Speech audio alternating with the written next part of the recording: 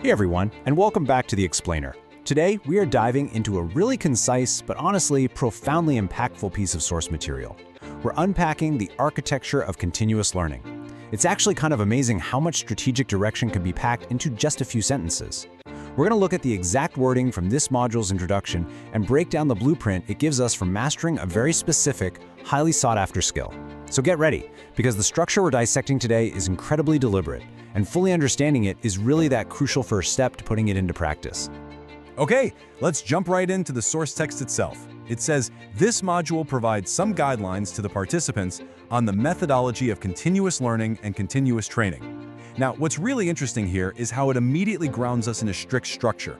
It doesn't just offer loose tips or quick tricks. It explicitly uses the word methodology, and it promises guidelines. That tells us right out of the gate that improvement here isn't seen as some happy accident or purely intuitive. It's a deliberate, step-by-step process. And if you're a focused learner, establishing that baseline process is exactly what you need to make sure your efforts are actually compounding over time instead of just, spinning your wheels. So that brings us to the core question this text is really answering. How do we actually build speaking confidence through these structured methodologies? Think about your own professional development for a second. What role does an ongoing, rigid framework play in actually boosting your confidence when you have to speak up? We so often think of confidence speaking as this innate, natural talent, right? Like you either have it or you totally don't. But the text we're analyzing completely flips that assumption on its head. It strongly suggests that confidence isn't a personality trait at all. It's literally the direct output of a very specific, rigorous background process. To really wrap our heads around that process, we need to start at the macro level, basically the top of the continuous improvement funnel. The source explicitly establishes that clear guidelines are set for all participants. You can think of these like guardrails on a highway.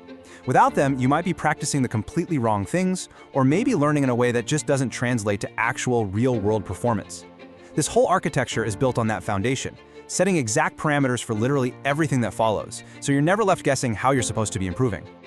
Now let's unpack the first of the two main pillars mentioned in our source text, continuous learning. This is essentially the theoretical side of the architecture. It's the ongoing, cumulative acquisition of knowledge. It's the reading, the studying, really wrapping your mind around the principles of effective communication.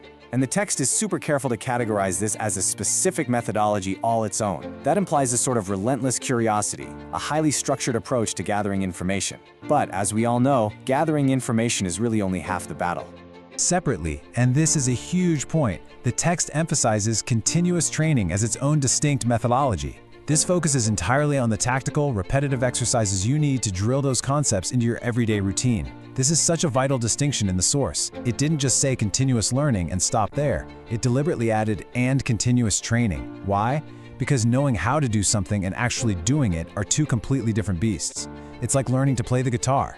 Reading the sheet music, that's the learning. But building the calluses on your fingers and practicing the same chords over and over until they're total second nature, that's the training. Training is the application, training is the repetition. By pulling these apart into two distinct guidelines, the source is flat out telling us that you have to exercise both the mind and the muscle memory to see real improvement. Look at how this whole architecture builds on itself. It flows sequentially, step by step, starting from those broad guidelines all the way down to applying specific tools for a highly targeted result. First, you introduce the continuous improvement guidelines. Second, you establish those dual methodologies we just talked about, gathering the knowledge and then drilling the skills. But then we hit step 3. This introduces a totally new element that acts like a catalyst, rocketing us to the final step of actually boosting speaking confidence. The text lays out a very clear, rigid pathway.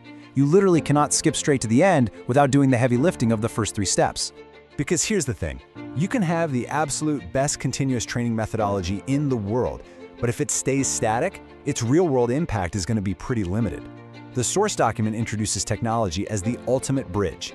It's the mechanism that takes those theoretical guidelines and totally supercharges the training process, pulling us far away from traditional, old-school analog practice. This is a massive leap. It takes us from the abstract academic world of methodologies straight into the modern, highly practical world of applied skill building. Which brings us even further down the funnel to the exact practical intervention called out in the module, the shared application of technology. The phrasing from the source is literally, the application of technology would be shared in this module. This is fascinating because it implies that tech isn't just some passive tool sitting on your desk. It requires active, deliberate application. And honestly, when we talk about applying technology to speaking, leveraging video is an absolutely perfect example of what this looks like in practice. Imagine using video recording to meticulously review your own body language or to see exactly where you stumble. While the text doesn't explicitly name every piece of tech, it guarantees that applying technology, like capturing yourself on video to analyze your delivery, is the chosen vehicle for getting results. The module is built to teach participants exactly how to harness tools just like that. So when we zoom out and look at the whole picture, we see how every single guideline and methodology specifically supports using technology to enhance a very targeted skill set. It's just an incredibly cohesive loop. Participants don't just get shoved into using some random new app. They first receive very specific improvement guidelines. They don't just practice blindly. A methodology for acquiring the knowledge is firmly established first. Then the practical training is rigorously maintained. And finally, the technology is actively shared and applied specifically to the act of speaking. It's a brilliant, completely airtight loop of professional development where every single piece is aligned toward one ultimate goal. And here it is, the clear, emotional payoff we've been driving toward this whole time. The text explicitly states that this entire architecture exists specifically to boost your confidence skills during speaking. To boost confidence skills during speaking, that is the exact phrase. All the methodologies, the guardrails, the application of technology, it all funnels down into this one highly valuable outcome. Notice how the text doesn't promise to make you a quote-unquote better communicator in some vague, fluffy sense. It hones right in on the exact moment of performance, during speaking, and it targets the exact feeling you want to have: confidence. It brilliantly frames confidence as a tangible skill that can be systematically boosted, almost like you'd boost a Wi-Fi signal, using the precise tools this module provides. So, I'm going to leave you with this provocative thought to chew on regarding your own continuous improvement journey as we wrap up today's explainer. How will you integrate technology into your own continuous learning architecture?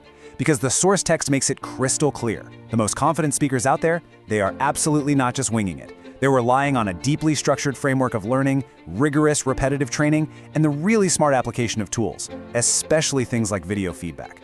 So take a hard look at your own process. Are you actively maintaining both the knowledge gathering and the physical repetition? And maybe more importantly, are you actively leveraging technology to boost those skills? Or are you still stuck relying on static, outdated methods? Think about how you can take this exact architecture and start building it into your own daily routine. Thanks so much for joining me for this deep dive, and keep applying those continuous improvements.